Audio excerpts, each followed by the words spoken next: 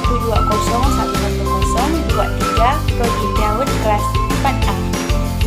Nah, pada video kali ini saya ditugaskan oleh Ibu Siska Fatimah MPD selaku dosen pengampu mata kuliah Kisah-Kisah Teladan. Nah, di sini saya akan menceritakan sebuah kisah sejarah Perang Uhud.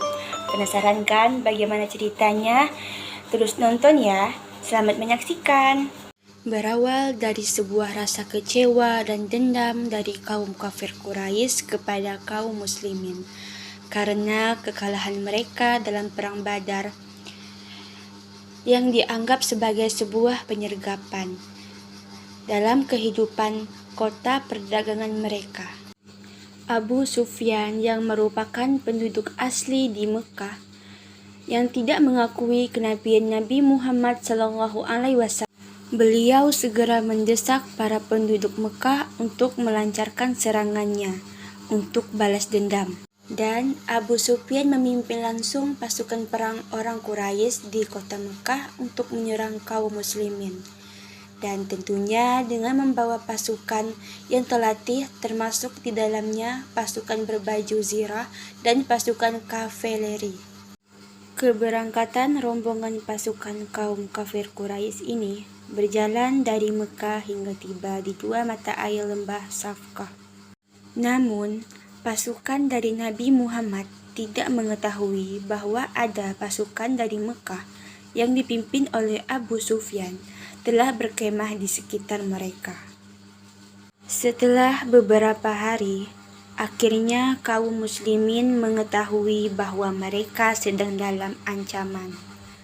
Dan ternyata informasi tersebut diberitahukan oleh Abbas, yaitu paman dari Nabi Muhammad, dengan diam-diam mengirimkan surat kepada keponakannya, yaitu Nabi Muhammad. Mendengar informasi tersebut, akhirnya Nabi Muhammad mengadakan sebuah pertemuan. Di pertemuan tersebut, Nabi Muhammad mengatakan untuk tetap bertahan di dalam kota dengan membiarkan pasukan musuh menyerbu kota. Dengan harapan strategi ini mampu memukul mundur pasukan musuh pada pertempuran di tempat terbuka. Rasulullah juga melihat pada kaum muslimin masih terdapat kegemilangan pada perang Badar. Beberapa di antara mereka begitu bersemangat untuk menyambut kedatangan musuh di luar kota Madinah. Rasulullah, kami tidak ingin bertempur di jalan Madinah. Pada zaman jahiliyah, kami selalu menjaga agar hal itu tidak terjadi. Ada baiknya, setelah kedatangan Islam, hal itu tetap dilestarikan, ujar seorang Azhar. Mendengar pernyataan tersebut, Nabi Muhammad tanpa bicara langsung mengenakan baju zirah dan mempersiapkan persenjataan untuk menuju ke medan perang. Melihat reaksi Nabi, membuat para sahabat lain merasa terkejut. Salah satu di antara mereka merasa bahwa hal yang baru saja terjadi sangatlah tidak pantas, karena terkesan seperti membangkang perintah Nabi. Sehingga terjadilah perdebatan kecil di antara mereka. Bukankah Rasulullah sebenarnya telah menjelaskan sesuatu pada kalian, tetapi kalian menghendaki yang lain?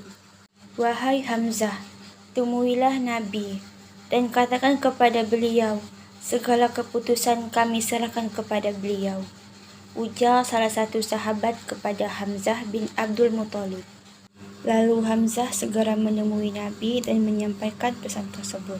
Mendengar pesan tersebut, Nabi berkata, "Bukanlah seorang Nabi bila ia telah memakai baju zirahnya, lalu mendengarkannya sebelum perang terlaksanakan." Akhirnya, sampainya di Bukit Uhud, Nabi Muhammad mengatur pasukannya menjadi beberapa bagian. 50% untuk pemanah di bawah pimpinan Abdullah bin Jubair di posisi puncak bukit, dan pasukan lainnya berada di bawah di antara kaki bukit untuk menyerang musuh. Situasi di awal pertempuran terlihat bahwa pasukan Rasulullah lebih unggul karena keberadaan pasukan pemanah di atas bukit yang bisa melihat pergerakan musuh di bawah untuk membangkitkan semangat pasukan di tengah-tengah pertempuran. Namun, situasi menjadi berbalik ketika kaum muslimin di bukit melihat kemenangan seperti sudah di ujung mata. Ashab bin Jabir berkata dari puncak bukit, "Mari kita ambil harta rampasannya." Kemudian Ibnu Jabir yang merupakan pasukan pemanah mencoba mengingatkan, "Apa kalian lupa pesan Nabi?" Tanpa mempedulikan peringatan tersebut, mereka pun turun dari bukit. Khalid bin Walid bersama pasukannya menyadari kecerobohan dari pasukan Nabi, dan beliau pun mengajak pasukannya untuk mengitari bukit dan menyerang pasukan ini dari belakang. Dan perang dilakukan di Bukit Uhud dimenangkan oleh kaum Quraisy. Hal tersebut terjadi karena kecerobohan dari pasukan Nabi Muhammad karena tergiur dengan harta rampasan.